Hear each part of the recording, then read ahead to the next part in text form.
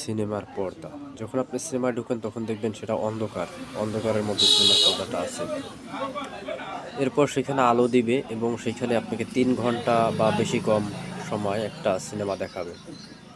এখন যে 9D movie বা 3D মুভি, ভার্চুয়াল মুভি যে বের হয়েছে দেখবেন, সেখানে আপনি চেয়ারে বসবেন আর দেখবেন যখন ওই মুভিটা চলে তখন দেখবেন যে মনে হয় যেন আপনি বাস্তব জগতে আছেন এবং আপনি বুঝতেই পারবেন না যে আপনি আসলে একটা চেয়ারে বসে আছেন, একটা মুভি দেখতেছেন।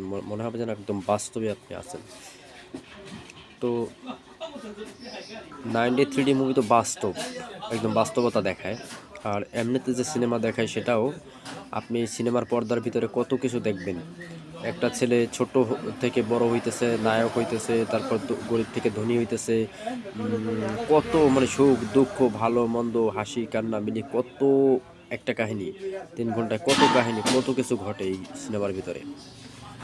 যখনই সিনেমা শেষ হয়ে যায়, নির্ধারিত সময় শেষ হয়ে যায়, তখন সিনেমার লাইট অফ হয়ে যায়, তখন আবার ব্লু স্ক্রিন দেখায়, নীল পর্দা। পর্দার কাপড়টা নীল থাকে বা সাদা থাকে, এটা মানে পর্দাটা দেখায়। তখন কিন্তু এখানে আর কিচ্ছু থাকে না, কিচ্ছু নাই। এই কিছুক্ষণ আগে ওখানে কত রঙিন বাতি ছিল, কত কিচ্ছু ছিল। আমরা ওই সিনেমা দেখতে যখন যাইতাম তখন পিছনে তাকায় দেখতাম রঙিন বাতিগুলো, লাল নীল হলুদ সবুজ কত রঙের বাতি জ্বলতেছে।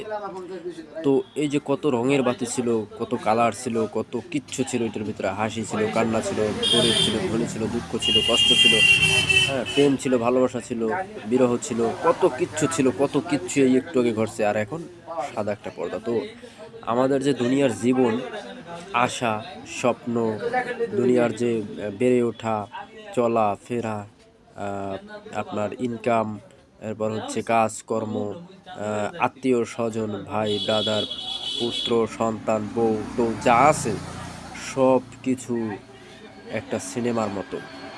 জাস্ট যেদিন আপনার পর্দা মানে আপনার লাইট অফ হয়ে যাবে, আপনার মৃত্যু মৃত্যু হয়ে যাবে, তখন সব কিছু শেষ। দুনিয়ার মতো চলবে, আপনার আত্মীয় স্বজন তাদের মতো চলবে, আপনার সন্তান বা আপনার যারা আছে তারা তাদের মতো চলবে, দুনিয়ার মতো চলবে, সব কিছু ঠিক থাকবে, শুধু আপনি চিরনিদ্রায় শায়িত হয়ে যাবেন।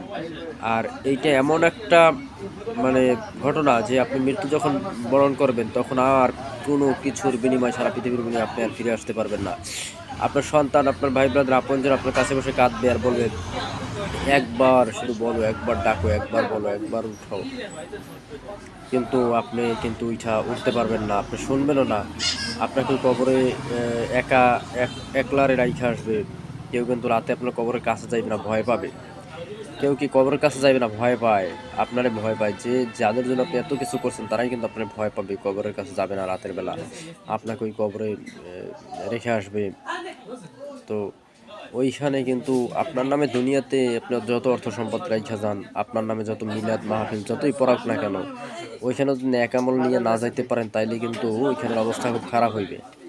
এখানের পরিচয় শুধু ন্যাক আমল, ইমান আর ন্যাক আমল, এছাড়া অন্য কোনো পরিচয় চলবে। আপনি ধনী না গরিব না কোটিপতি না সরকার দলের লোক না বিরোধী দলের লোক, আপনার সাথে কার সাথে সম্পর্ক ভালো ছিল, আপনার সাথে কি ডোনাল্ড ট্রাম্পের সাথে সম্পর্ক ভালো ছিল না জো বাইডেনের সাথে ভালো ছিল, এটা কিন্তু দেখবে না, প্রশ্নও করবে না।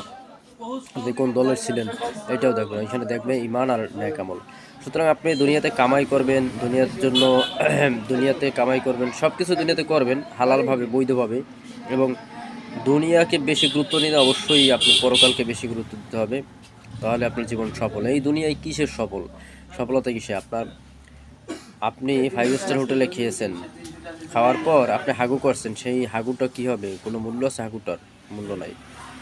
আর ঠিক মানুষেরও কোনো মূল্য নাই, কারণ মানুষের সৃষ্টি হয়েছে এক ফোঁটা নাপাক পানি দিয়া। তো মানুষের ওইরকম কোনো মূল্য নাই, শুধু মূল্য আছে মানুষের কর্মের মূল্য। আর সেই কর্মের মূল্যটা দুনিয়াতে আপনি সম্মানিত করবে আপনাকে, এবং পরকালে আপনাকে নাজাতের ব্যবস্থা করে দিতে পারে। সুতরাং আপনি দুনিয়ার পিছনেই সময় ব্যয় করেন, কিন্তু মানে দুনিয়াতে আখিরাতের জন্য সেই সময়টা আখিরাতের জন্য ব্যয় করেন। মানে আখিরাতকে পরকালকে আপনি বেশি গুরুত্ব দেন। এটাই হচ্ছে জীবনের সফলতা। আপনি যদি পরকালে নাজাত পান, কবরে শান্তি পান, নাজাত পান এবং জান্নাতে যেতে পারেন, এইটাই সবচেয়ে বড় সফলতা। এর চাইতে বড় আর সফলতা নেই।